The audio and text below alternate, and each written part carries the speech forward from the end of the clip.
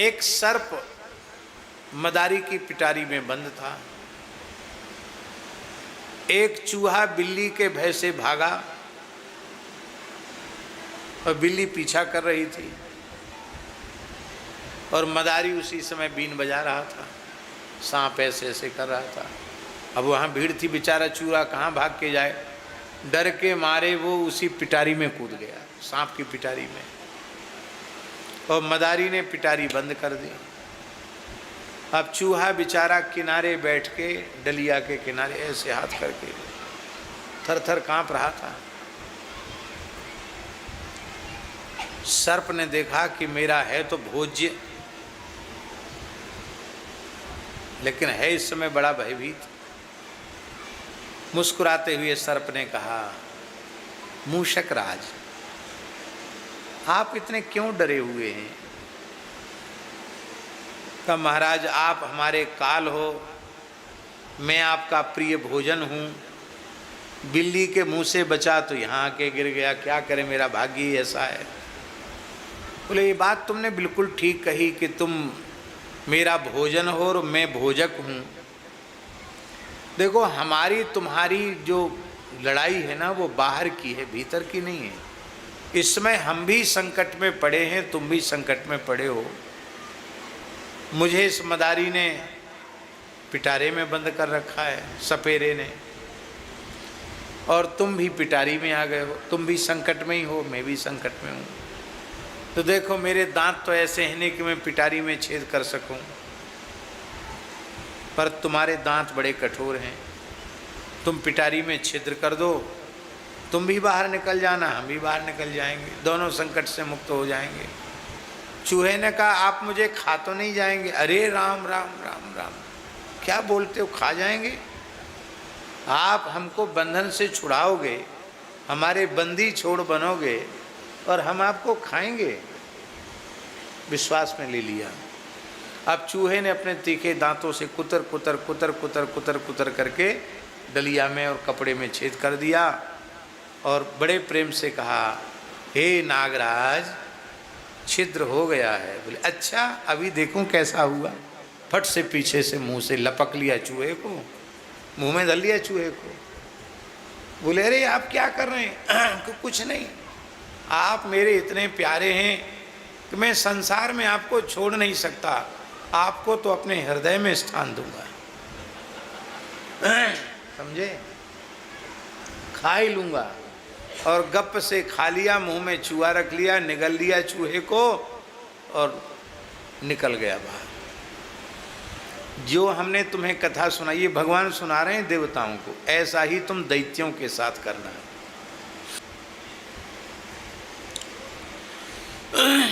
उद्देश्य क्या है? उद्देश्य ये है कि आसुरी शक्तियां वो कमजोर पड़ें और दैवी शक्तियां प्रबल हों। दैवी शक्तियां प्रबल होंगी तो सारा संसार सुखी रहेगा, और आसुरी शक्ति प्रबल होंगी तो सारा संसार दुखी होगा।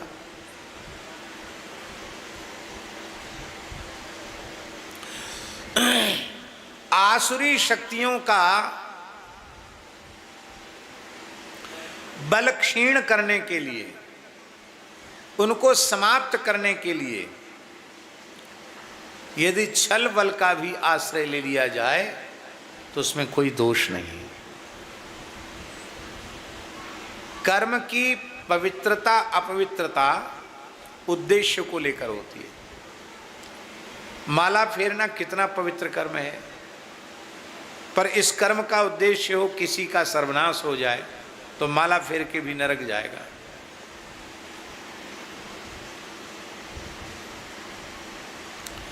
कर्म सामान्य है, पर उसका उद्देश्य पवित्र है तो सामान्य कर्म भी विशिष्ट कर्म हो जाता है। तो उद्देश्य है कि देवता शक्ति संपन्न बने, दैत्य शक्ति संपन्न न बने। देवता किसको कहते हैं?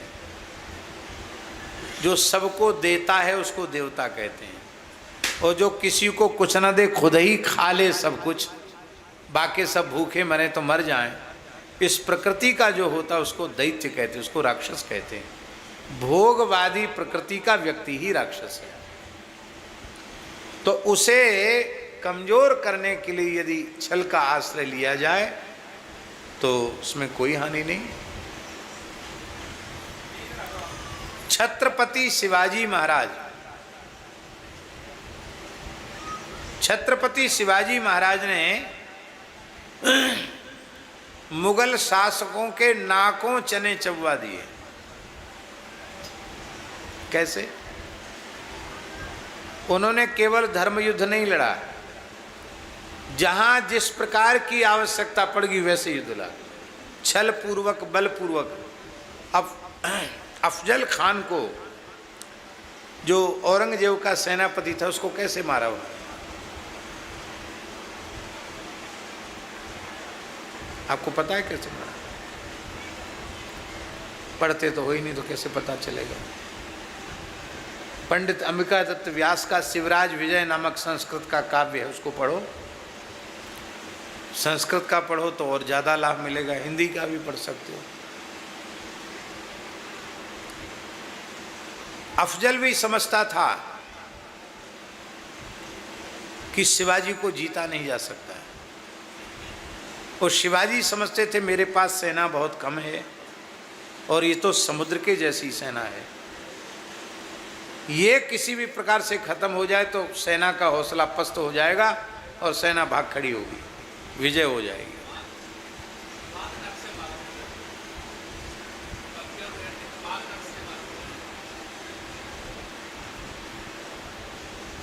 तब अफजल की ओर से प्रस्ताव आया संधि का, और वो चाहता था कि शिवाजी को पकड़ के हम ले जाएं और औरंगजेब के सामने बंदी बनाकर प्रस्तुत कर दें और मुझे मुँह मांगा इनाम मिल जाएगा। औरंगजेब एक ही कहता था, जिंदा या मुर्दा हमको छत्रपति शिवाजी चाहिए। वो समझ गए सारी बात। बोले अच्छा ठीक है, दोनों मिल लेते हैं। अब मिलने में कोई हथियार लेके थोड़ी मिलेंगे, पर शिवाजी बड़ा लंबे बाह का कोट पहन के गए। वो बाह, कोट की जो बाह थी ना, वो पंजे से भी, हाथ के पंजे से भी 4 अंगुल नीचे तक थी। आजकल फैशन में भी ऐसा होता है ना, लंबे पहन लेते हैं लोग, नीचे वाला भी लंबा होता है ज़रूरत से ज़्यादा।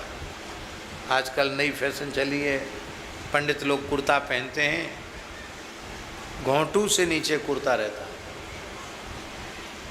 और फिर जब लघुशंका करने बैठते हैं तो उसका प्रथम अभिषेक कुर्ते का ही होता है, लघुशंका से। कितना बचा वो नीचे लटकता रहेगा और मूत्र से स्पर्श हो जाएगा। फिर देवकृत्य, पितृकृत्य, ऋषिकृत्य के योग्य रहा। इसीलिए सन्नाह्य उन्नाह्य 2 प्रकार के वस्त्र इसलिए निषिद्ध कहे गए। ये सब बात है, लेकिन अब क्या कहें, कौन माने।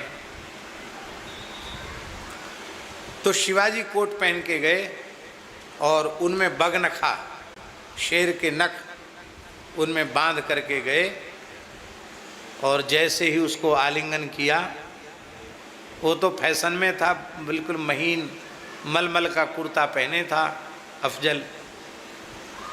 बस मजबूत तो छत्रपति शिवाजी में बहुत शक्ति थी। घुसा दिए शेर के नख उसके यहाँ पसलियों में, और घुसा करके पूरी पसली खींच कर बाहर कर दी, उठाकर पटक दिया। एक बार में ही अफजल को, सेनापति को मार डाला। और अपनी सेना पहले से सावधान थी, उसने अकस्मात आक्रमण कर दिया। सैनिक इनके सावधान थे, बहुत से मारे गए, बचे कुचे भाग गए। तो हमको लगता है कि वो भागवत की कथा सुनते होंगे शिवाजी महाराज, इसलिए उन्होंने अहिमूसकवत, इसी को उन्होंने अपने जीवन में आश्रय दिया। और महाराज, महाराष्ट्र के लोगों को भी हम बहुत धन्यवाद देंगे। शिवाजी के बाद संभाजी महाराज, उनके हाथ में शासन की बागडोर आई, और केवल 7-8 वर्ष के बाद संभाजी महाराज को भी छल पूर्वक पकड़ कर बड़ी यातना दे करके औरंगजेब ने मारा। और उसके बाद 25 वर्ष तक गद्दी पर कोई नहीं रहा। पर बिना राजा के 25 वर्ष तक महाराष्ट्र के लोगों ने युद्ध किया औरंगजेब के साथ और महाराज मुगल सत्ता को कमजोर कर दिया, एकदम कमजोर कर दिया। बाद में बाजीराव पेशवा प्रथम द्वितीय, इससे उनके हाथ में शासन आया। ये बाजीराव ही सेनापति थे, फिर इन्हीं के हाथ में शासन आया। कहने का आशय ये है कि कार्य का गौरव देखना चाहिए, काम पूरा होना चाहिए, उद्देश्य पवित्र होगा तो अपवित्र भी पवित्र हो जाएगा। उद्देश्य पवित्र होना चाहिए। बोलो भक्तवत्सल भगवान की।